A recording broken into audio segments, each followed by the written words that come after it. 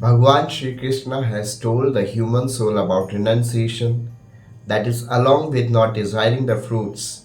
It also includes surrender of the body, mind, and intellect. The renunciation made after the attainment of knowledge is far superior to renunciation of the things of the world.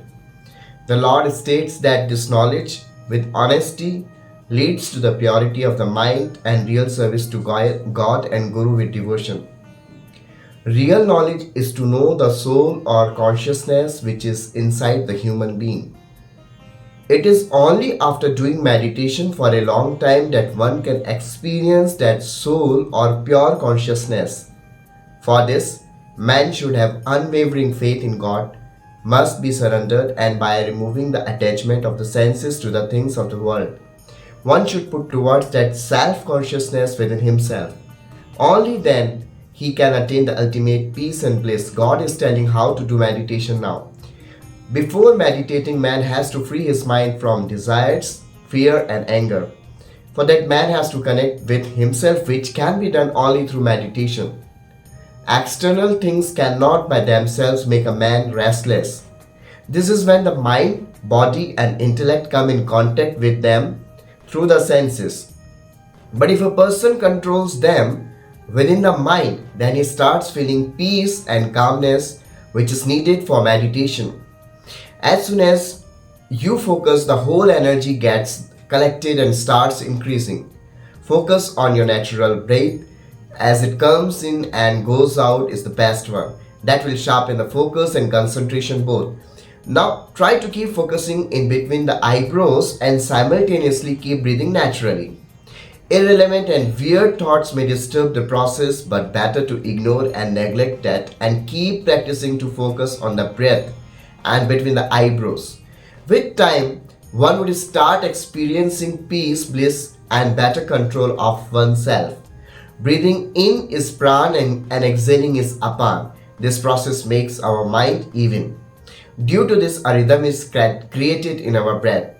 The mind starts to calm down and the breath starts to become more even. Due to this, desire, fear, restlessness all go on, calming down. Therefore, by practicing meditation, a stagnation starts coming inside. We do not have to give up our actions and life, but we have to keep doing our work with full devotion without any attachment and waiting for the fruits. When there is no sense of doerness in the action, then the ego disappears, by which the mind becomes more pure. A pure mind can easily acquire the knowledge. Knowledge is the only means through which we can be saved from the committing sinful deeds. When the lamp of self-knowledge is lightened, we start seeing the people around us as souls which reside inside us as well. Understanding that the soul is the part of the Supreme Soul saves us from causing sorrow and pain to others. Only when the karma done with a selfless devotion ceases to produce its fruits and consequently karma in the end, only then we will be able to be free from the cycle of both birth and death. God has explained the process of meditation to experience one's self-consciousness. By meditating for a long time, the mind is also purified and there is also stagnation in it. When you start the process of the meditation, do it with determination that it will have to be done for a long time without any break, but you will be amazed to see its long results. Meditation is the best means by which ultimate bliss can be experienced within oneself. And this is very much clearly stated in this. A sannyasi is not the one who renounces his karma, runs away from his responsibilities, leaves home. But a sannyasi is the one who does not want the fruits of his actions and lives in the family. The path of yoga becomes easy for a person who has controlled his mind, senses, and who has learned to balance food, sleep, and every aspect of the life.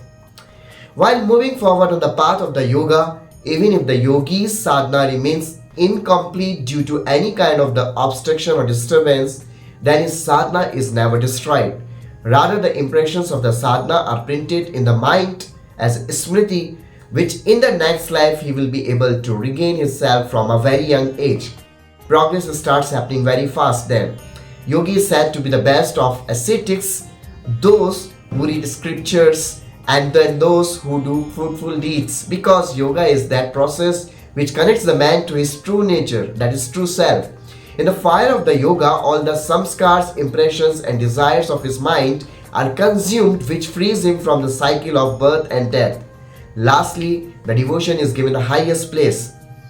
The yogi who meditates on God with full faith and dedication is said to be the best of all yogis, because if there is no faith in the God, then the practice of the yoga cannot be a true spiritual practice. Without faith, it is only a deception. So friends, just take the process of the meditation with the faith in God to have more balanced and blissful life, so that we can experience the true knowledge inside us. Namaskar.